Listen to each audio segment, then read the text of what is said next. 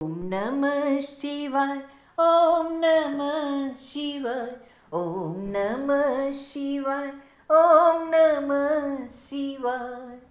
भगवान विष्णु की नाभि से कमल का प्रादुर्भाव, स्वेच्छावश ब्रह्मा जी का उससे प्रकट होना, कमलनाल के उद्गम का पता लगाने में असमर्थ ब्रह्मा जी का तप करना, श्री हरि का उन्हें दर्शन देना, विवादग्रस्त ब्रह्मा विष्णु के बीच में अग्नि स्तंभ का प्रकट होना तथा उसकी ओर छोर का पता न पाकर उन दोनों का उसे प्रणाम करना। ब्रह्मा जी कहते हैं देवर्षि, जब नारायण देव जल में शयन करने लगे उस समय उनकी नाभि से भगवान शंकर की इच्छावश सहसा एक उत्तम कमल प्रकट हुआ जो बहुत बड़ा था।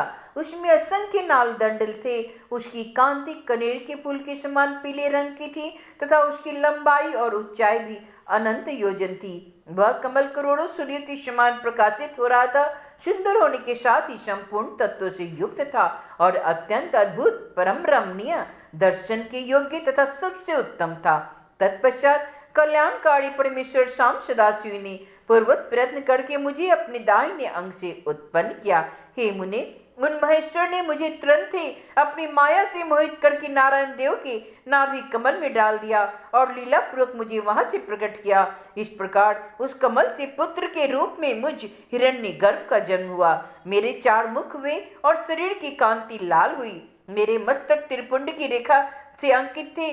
तात भगवान शिव जी की माया से मोहित होने के कारण मेरी ज्ञान शक्ति इतनी दुर्बल हो रही थी कि मैंने उस कमल के सिवाय दूसरे किसी को अपने शरीर का जनक या पिता नहीं जाना। मैं कौन हूँ? मैं कहाँ से आया हूँ? मेरा कार्य क्या है? मैं किसका पुत्र होकर उत्पन्न हुआ हूँ और किसने इस समय मेरा निर्माण किया है? इस प्रकार संशय में पड़े हुए मेरे मन में यह विचार उत्पन्न हुआ, मैं किस लिए मोह में पड़ा हुआ हूँ? जिसने मुझे उत्पन्न किया है उसका पता तो लगाना बहुत सरल है। इस कमल पुष्प का जो पत्र युक्त नाल है उसका उद्गम स्थान इस जल के भीतर नीचे की ओर है।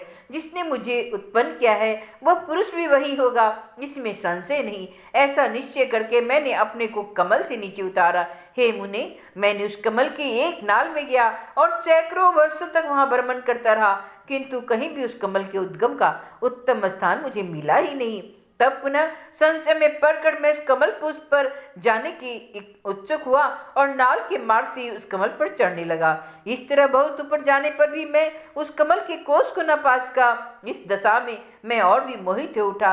हे मुने, उस समय भगवान शिव की इच्छा से परम मंगलमय उत्तम आकाशवाणी प्रकट हुई जो मेरे मोह का विध्वंस करने वाली थी। उस वाणी ने कहा, तपस्या करो।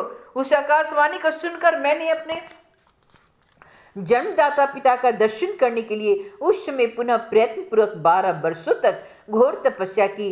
तब मुझ पर अनुग्रह करने के लिए ही 4 भुजाओं और सुंदर नेत्रों से सुशोभित भगवान विष्णु वहां सहसा प्रकट हो गए। उन परम पुरुष ने अपने हाथों में शंख, चक्र, गदा और पद्म धारण कर रखे थे। उनके सारे अंग सजल जलधर की समान श्याम कांति से सुशोभित थे। उन प्रभु ने सुंदर पीताम्बर पहन रखा था। उनके मस्तक आदि अंगों में मुकुट आदि महामूल्यवान आभूषण शोभा पाते थे। उनका मुखारबिंद प्रसन्नता से खिला हुआ था।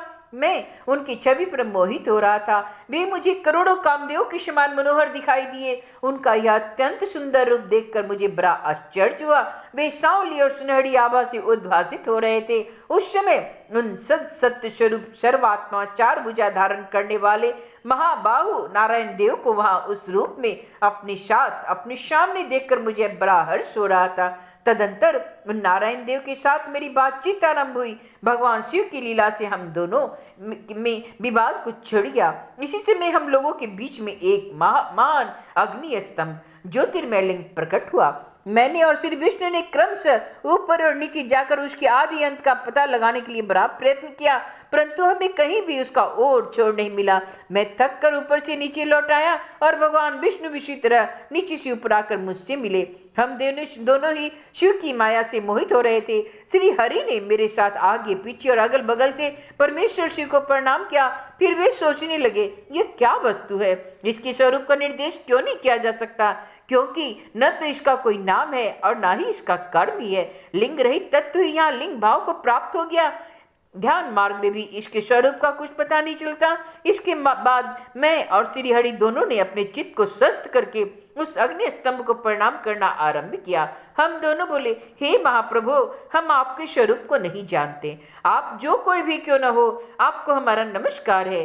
महेशान, आप शीघ्र ही हमें अपने यथार्थ रूप का दर्शन कराइए। हे मुनिश्रेष्ठ, इस प्रकार अहंकार से आविष्ट हुए हम दोनों ही वहां नमस्कार करने लगे। ऐसा करते हुए हमें तो 100 वर्ष बीत गए। ओम नमः शिवाय, ओम नमः शिवाय, ओम नमः शिवाय, ओम नमः शिवाय।